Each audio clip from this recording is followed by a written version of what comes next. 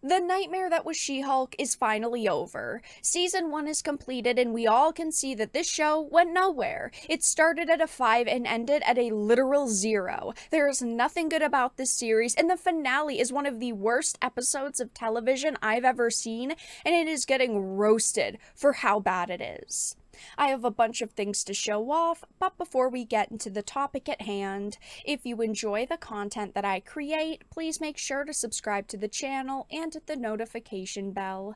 Follow me on social media like Twitter or mine so that you can see when my content is posted. And of course, if you do really enjoy the videos and the live streams that I create, please consider becoming a Dark Titan via Patreon for just $1 a month, or support the channel via YouTube membership.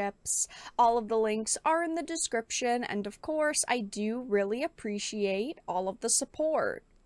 So, this is a Bounding into Comics article that I wanted to start with, and then we're going to head on over to Twitter. It's a She-Hulk Attorney at Law Episode 9 review, a pointless conclusion to history's most pointless show. When I started watching She-Hulk, yes, the feminist narratives hit you in the face like a brick. But I thought maybe as the episodes went on, they would kind of drop that, and maybe they would show us a good content. It would be a decent plot overall. It would end in an okay way, but it just continued to get worse. And the last episode is one of the worst episodes of TV I've ever seen. I've just got to be honest about it. It says, as Kenny Smith once said while watching Vince Carter pull off his iconic under-the-leg dunk of death during the 2000s NBA Slam Dunk Contest, "It's over, ladies and gentlemen." That's right, it's time to pour a little bit of the bubbly and celebrate the fact that She-Hulk, the biggest waste of time in television history, is finally at an end. I just couldn't imagine that they would make the show this pointless. Minor spoiler alert, but if you haven't watched She-Hulk already, save your time. I wouldn't recommend you watch it. It says, billed as a superhero show, the Jade Giantess took every opportunity it could, and to reject the very idea of being a hero, did everything in her power to avoid doing anything that could even be confused as heroic. Meanwhile, her alter ego, Jennifer Walters, did nothing more than spend a full season bitching about her bad dates. I thought that this storyline, where she is single, she's ready to mingle, she's looking for someone to spend time with, was so dumb. I understand it maybe being like a side plot of one episode, but it just went on and on. It was just so bad, and I hate using the word cringe, but it was just cringeworthy. It says, though, last week, despite having lectured both us and her cousin about how she was just so good at keeping it in check, Jen lost control of her anger after one of her drunken hookups was broadcast to the attendees of a phony-ass award ceremony, the kind you'd see demanded by women who think the act of using a tampon is something they should be celebrated for.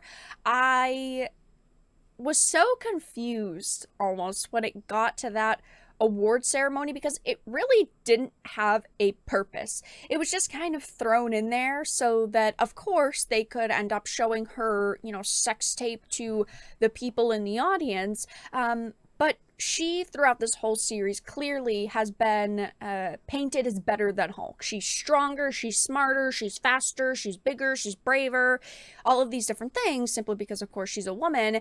And then she goes all of these episodes saying how she's got everything in check and she's just so good at it. She blows up and then destroys this giant screen and freaks everybody out and acts like a Hulk. And it just feels kind of pointless, because that's where she should have started in the show.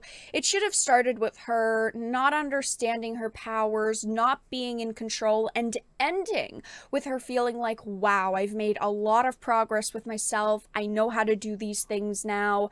That's the way the story should have been, but it was backwards, and it felt very bad. It says, in the wake of the meltdown, she begins the episode waking up in the superhuman equivalent of Twitter jail. Yeah, I mean, the show is just very, very bad. Scrolling down, though, I want to get to the worst parts. It says, if this episode proves anything, it's that Jessica and the rest of the funky bunch behind the series are nothing more than insecure children, as even after being handed 9 episodes to do whatever they wanted with a beloved Marvel character across, they chose to waste everyone's time by dedicating their show to the haters. They were so focused in this series about the haters. And I get that, like, sometimes one joke in a series can be kind of funny. It just wasn't, because everything in the show is smashed in your face. I mean, everything they want you to think is front and center. You don't actually have to think to watch this show or see deeper meaning to anything, because there isn't. It says, that's right, Gao knew that she and her show was going to be so poorly received by fans that even before it released, she chose to spend roughly a third of the series time bashing its then hypothetically dissatisfied viewers. That is so pathetic, that you knew this show was going to face controversy, you knew this show was going to be bad, so you decided to preemptively take shots at haters that didn't even exist at that point. It's like they wanted to make the series as bad as possible. Twitter lives so absolutely rent-free in her mind that it's really no surprise that She-Hulk was filled with such rampant man-bashing. Proceeding to take her complaints directly to the Marvel's studio head himself, Jen then discovers that the man is actually a robot named Kevin, aka the Knowledge-Enhanced Visual Interconnectivity Nexus. Taking a seat in the machine's control room, the insufferable middle-aged slag begins to have a completely on-brand narcissistic tirade expressing frustration to Kevin about how she believed the show's side characters were outshining her own story, and the people who wrote the show got cameos in this finale. That is so freaking ridiculous. These people got cameos. They're sitting in a meeting room talking about the finale of this show. I mean, this is not the direction they should have went in. You'd think they'd say to themselves, wow, you know what? This is a really bad idea. But they didn't. They went head on into this. It says, giving consideration to some of Jen's complaints about the finale, Kevin decides to make a number of accommodating changes to the episode's original direction before throwing his unwelcome guest back into the show. In doing so, Kevin fast-forwards time, with Jen reappearing to find Todd and the Intelliga being arrested for stealing her blood, her data, showing her non-consensual sex tape to a room full of strangers. They never say, of course.